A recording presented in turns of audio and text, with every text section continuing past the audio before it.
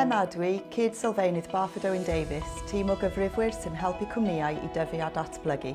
Mae FSB Cymru yn hyrwyddo miloedd o fusnesau bach, sef calon economi Cymru. Mae busnesau bach yn wynebu heriau difrifol iawn ac mae'r Senedd yn gallu teimlo'n bell i ffwrdd. Dyna pam da ni wedi lawnsio ein Manifesto ar gyfer etholiad y Senedd yn 2026, Bargen Newydd i Busnes, sydd wedi siapio gan filoedd o aelodau ledled Cymru. Ein 5 gofyniad ar gyfer y Llywodraeth Cymru nesaf yw: 1. Rwy busnesau bach wrth galon y Llywodraeth, gyda bil datblygu economaidd, strategaeth twf newydd asiantaeth economi bwrpasol a chefnogaeth gryfach i Busnes Cymru a Banc Datblygu Cymru.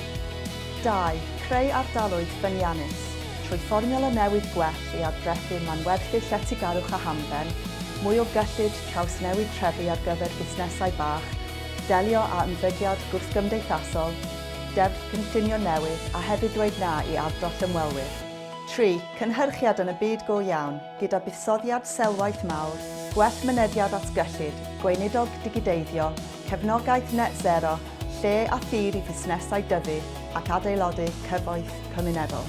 4. Lleihau cost gwneud busnes, diwygio adrethu ar frys gyda gwelliant i'r ryddhad ar adrethu busnesau bach, gorfodi sefydliadau y sector gyhoeddus i dalu busnesau o fewn 30 diwrnod, toriad o 25% mewn biwrocratiaeth a chefnogaeth gwell digidol. 5. Pobol llwyddiannus. Blaenoriaethu cefnogi creu busnesau newydd, hybudd prentisiaethau i busnesau bach, cefnogi hyfforddiant arweinyddiaeth a lansio cynllun i annog cyflogaeth newydd. Mae'n rhaid i dymor nesaf y Senedd gefnogi busnesau bach i yrru twf gan leihau biwrocratiaeth a galluogi pob cymuned i ffynnu.